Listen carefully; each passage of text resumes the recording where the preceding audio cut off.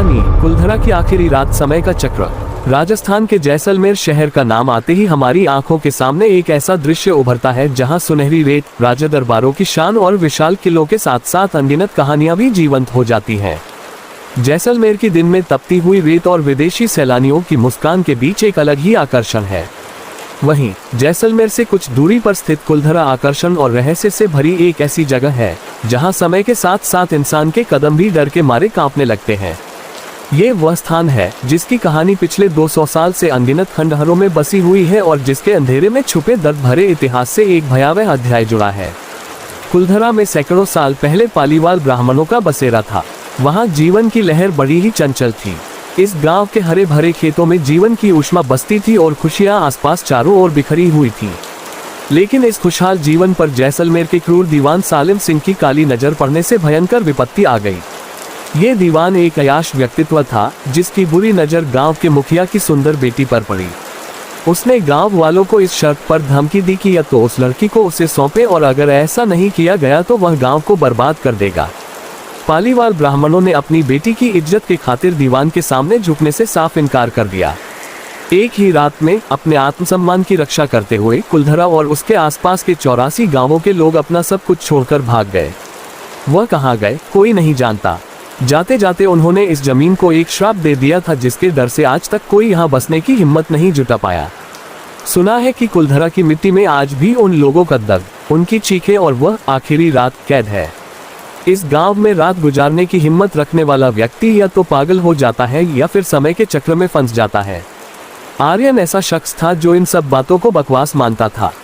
वह दिल्ली शहर का एक लोकप्रिय वन्यजीव और विरासत फोटोग्राफर था। उसका काम था पुरानी, डरावनी और रहस्यमयी जगहों की तस्वीरें खींचना ताकि वह मैगजीन में उन पर कहानियां छाप सके। आर्यन के दोस्तों ने उसे चेतावनी दी कि कुलधरा के खंडहरों में रात का बदलाव साक्षात मौत को न्योता देने जैसा है, लेकिन आर्यन के दिमाग में बस एक अद्भुत स्टोरी कवर करने का जुनून था। उसे ऐसी तस्वीरें खींचनी थी जो पहले किसी ने नहीं ली थी। उसकी इस यात्रा का समय शाम का था, सूरज धूमिल हो रहा था। आर्यन कुलधरा के प्रवेश द्वार पर अपनी काली थार जीप के साथ पहुंच चुका था। वहीं आर्कियोलॉजिकल सर्वे ऑफ इंडिया के गार्ड ने उसे भीतर प्रवेश करने से रोक दिया। साहब जी, सूरज ढलने वाला है, अंदर जाने का वक्त खत्म हो गयो। अब सवेरे आना, गार्ड ने अपनी राजस्थानी पगड़ी को ठीक करते हुए चेताया। उसकी आंखों में एक अजीब सा डर था जिसे वह छुपाने की कोशिश कर रहा था। आर्यन ने अपनी जीप का शीशा नीचे किया और मुस्कुराते हुए एक 500 का नोट गार्ड को बढ़ा दिया। काका, मुझे केवल 2 घंटे चाहिए, कुछ तस्वीरें लेनी है। मैं रात होने से पहले बाहर निकल आऊंगा और किसी को भनक भी नहीं लगेगी। गार्ड ने नोट की तरफ देखा भी नहीं और आर्यन की ओर घूरते हुए कहा, साहब, ये कोई आम जगह नहीं है जहां से रात में लौटाओगे। ये कुलधरा है। यहाँ सूरज ढलने के बाद इंसान नहीं, इस मिट्टी का श्राप जागता है। सांस अंदर घुस जाए मगर वापस निकलने का रास्ता न मिले। मान जाए, लौट जाए। लेकिन आर्यन कहाँ मानने वाला था। उसने गार्ड को अनदेखा कर दिया और अपनी जीप को बगल की कच्ची सड़क से चलाते हुए खंडहरों की ओर बढ़ा दिया। गार्ड ने पीछे से कुछ चिल्लाया लेकिन आर्यन ने परवाह नहीं की। कुलधरा का भीतर का नजारा एकदम भयंकर और वीरान था। दूर दूर तक सिर्फ टूटे हुए घरों की दीवारें, बिखरे हुए पत्थर और हरी सूखी झाड़ियां नजर आ रही थीं। दिन भर की 45 डिग्री वाली गर्मी अचानक से एक ठंडी और कंपा देने वाली हवा में बदल रही थी। ऐसी थी रेगिस्तान की ध्वनियां, एक तरफ आग, दूसरी तरफ बर्फ। आर्यन ने अपनी जीप गांव के बिल्कुल मध्य में स्थित एक पुरानी मंदिर के चबूतरे के पास खड़ी कर दी। उसने अपना DSLR कैमरा निकाला, लेंस साफ किया और गले में पट्टा डालकर जीप से उतर गया। शाम के करीब 6:30 बज चुके थे। आसमान का रंग अब लाल से गहरा नीला हो चुका था और काले पंखों के तले एक डरावनी स्याही उभरने लगी थी। आर्यन ने अपनी फ्लैशलाइट ऑन करी और टूटे हुए घरों की तरफ बढ़ने लगा। पहला घर, दूसरा घर, तीसरा घर, हर जगह केवल धूल और सन्नाटा था। आर्यन लगातार तस्वीरें क्लिक कर रहा था। तारांकन, क्लिक क्लिक क्लिक, तारांकन। अचानक उसके जूतों के नीचे कुछ चटकने की आवाज आई। उसने तुरंत नीचे टॉर्च की रोशनी फैलाई। वो एक बहुत पुरानी, मिट्टी में जमी हुई लाल रंग की कांच की चूड़ी थी। चूड़ी एकदम नई जैसी लग रही थी, जैसे किसी ने अभी अभी वहां गिराई हो। तभी उस गहरे सन्नाटे को चीरते हुए एक आवाज आर्यन के कानों में पड़ी। तारांकन, छम छम छम, तारांकन। यह पायल की आवाज थी, धीमी पर स्पष्ट। आर्यन के कदम वहीं रुक गए। उसने चारों तरफ टॉर्च की रोशनी घुमाई। कोई है वहाँ? आर्यन ने आवाज दी, लेकिन जवाब में केवल हवा की सरसराहट ही सुनाई दी। शायद कोई जानवर होगा, आर्यन ने खुद को तसल्ली दी और आगे बढ़ गया। थोड़ी दूरी पर वह गांव की सबसे बड़ी हवेली के सामने आ खड़ा हुआ। शायद यही उस मुखिया का घर था जिसकी बेटी पर सालिम सिंह की दृष्टि थी। हवेली की छत पूरी तरह से ढह चुकी थी, परंतु उसका दरवाजा आज भी अपनी जगह पर आधा लटका हुआ था। आर्यन ने दरवाजा पार किया और हवेली के आंगन में दाखिल हो गया। उसने एक वाइड एंगल शॉट के लिए कैमरा सेट किया। उसने कैमरे के फ्लैश को ऑन किया और बटन दबाया। तारांकन चकाक, तारांकन। तस्वीर कैमरे की इलेक्ट्रॉनिक स्क्रीन पर उभरी। उसने उसे ध्यान से देखा और उसे देखते ही उसके शरीर का सारा खून मानो जम गया। तस्वीर में हवेली का आंगन साफ दिख रहा था, लेकिन आंगन के बीच एक धुंधला सा साया खड़ा था।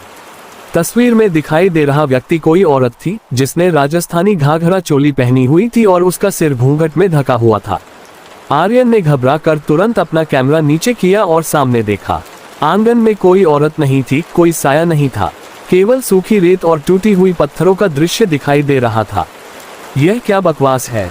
आर्यन के हाथ अब हल्के हल्के कांपने लगे थे। उसने फिर से उस लेंस को अपनी शर्ट से साफ किया और एक बार फिर कैमरे को आंखों के सामने लगाया। इस बार उसने फ्लैश बंद कर दिया और नाइट मोड ऑन करके दूसरी तरफ हवेली के झरोखे की तस्वीर खींची। तारांकन क्लिक, तारांकन। आर्यन ने फिर से तस्वीर वाली स्क्रीन देखी। इस बार जो उसने देखा उससे उसकी चीख निकल गई। उस झरोखे के पास केवल एक औरत ही नहीं, बल्कि 4-5 लोग खड़े थे। उनके कपड़े फटे हुए थे और उनके चेहरों पर मांस नहीं था, बल्कि सूखी हुई काली चमड़ी थी। और वे सब के सब सीधे कैमरे की लेंस की तरफ घूर रहे थे। आर्यन ने चीखते हुए कैमरा अपने गले से फेंक दिया। अब लॉजिक और साइंस का पर्दा उसके दिमाग से हट चुका था। उसे समझ आ गया था कि गार्ड सही कह रहा था, ये स्थान इंसानों के लिए नहीं है। मुझे यहाँ से निकलना होगा, आर्यन बड़बड़ाया और जैसे पागलों की तरह अपनी जीप की तरफ भागने लगा। वह हवेली से बाहर निकला और कच्ची सड़कों पर दौड़ने लगा, परंतु तभी उसे एक और भयानक बात का एहसास हुआ। वह जिस रास्ते से आया था उसकी रेत पर केवल उसके जूतों के निशान नहीं थे, वहां सैकड़ों लोगों के नंगे पैरों के निशान छपे हुए थे, जैसे कोई भीड़ वहां से अभी अभी गुजरी हो। आर्यन की सांसें फूल रही थीं। वह किसी तरह दौड़कर अपनी थार जीप तक पहुंचा। कांपते हाथों से चाबी लगाई और इंजन स्टार्ट किया। तारांकन वुर्र। तारांकन इंजन एक बार में स्टार्ट हो गया। आर्यन ने गियर डाला और एक्सीलेटर पर पूरा पैर रख दिया। जीप के टायर रेगिस्तान की रेत को उड़ाते हुए मेन गेट की तरफ भागे। आर्यन को याद था कि यह गेट जीप खड़ी करने के स्थान से केवल 500 मीटर की दूरी पर था। जीप 80 की स्पीड पर भाग रही थी। 1 मिनट बीता, 2 मिनट बीते, लेकिन वह गेट नहीं आया। ये रास्ता इतना लंबा कैसे हो गया? आर्यन का दिमाग सुन्न पड़ने लगा था। उसने हेडलाइट को हाई बीम पर किया। अचानक सामने के दृश्य ने आर्यन के होश उड़ा दिए। जीप उसी मंदिर के चबूतरे के सामने आ खड़ी हो गई थी जहां से उसने चलना शुरू किया था। नहीं, ऐसा नहीं हो सकता, मैंने बिल्कुल सीधी गाड़ी चलाई थी। आर्यन पागलों की तरह चीखा। उसने जीप को रिवर्स किया और दूसरे रास्ते से भगाना शुरू किया। 10 मिनट बाद जीप फिर से घूमकर हवेली और मंदिर के बीच आकर रुक गई। वह कुलधरा के समय के जाल में फंस चुका था। वह गांव उसे बाहर जाने नहीं दे रहा था और अब वह भयानक रात अपने असली रूप में आने लगी थी। जीप के बाहर का सन्नाटा टूट चुका था।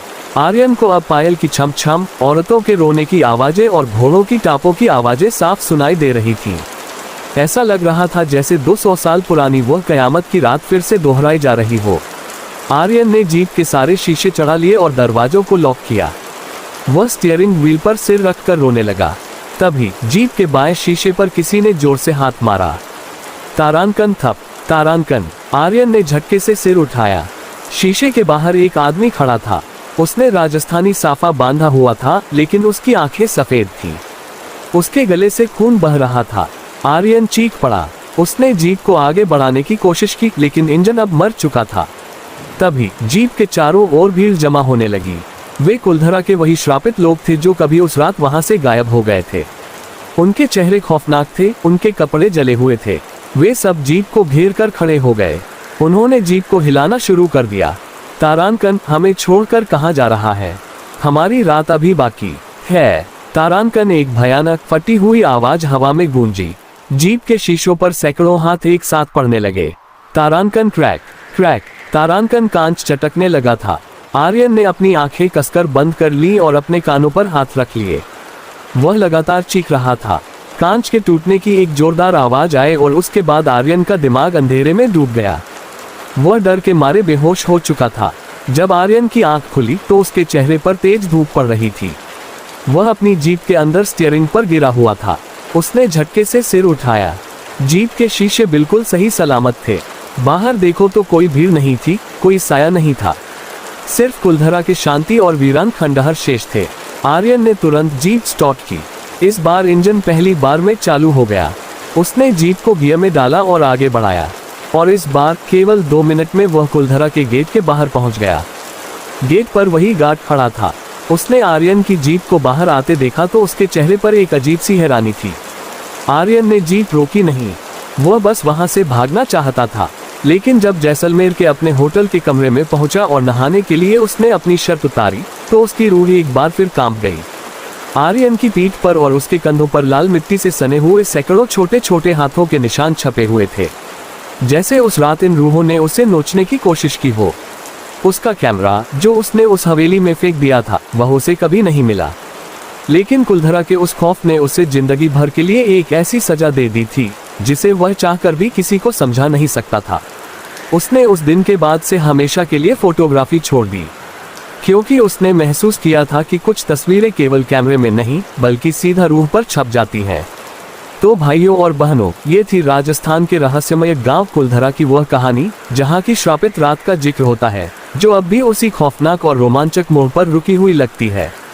ये वो जगह है जहां समय ठहर सा गया है और दहशत के साए अब भी महसूस किए जा सकते हैं।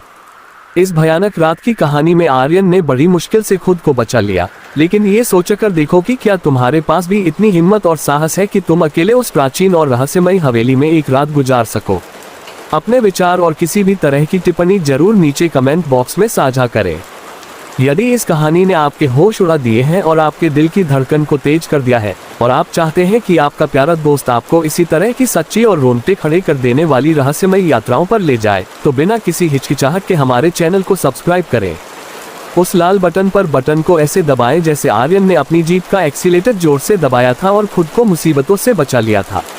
साथ ही बेल आइकन को जरूर बजा दें ताकि अगली खौफनाक और रहस्यपूर्ण रात का नोटिफिकेशन सीधा आपके फोन की स्क्रीन पर चमक उठे। अगर हमारे इस रोमांचक और भयानक वीडियो ने आपको डरा दिया है तो एक लाइक जरूर करें। आशा करते हैं कि हम जल्द ही फिर से मिलेंगे एक और रोमांचकारी और रहस्य से भरी कहानी में। तब तक अपना ख्याल रखें और रात के अंधेरे में छिपे किसी भी अनजान खंडहर से दूर रहना न भूलें।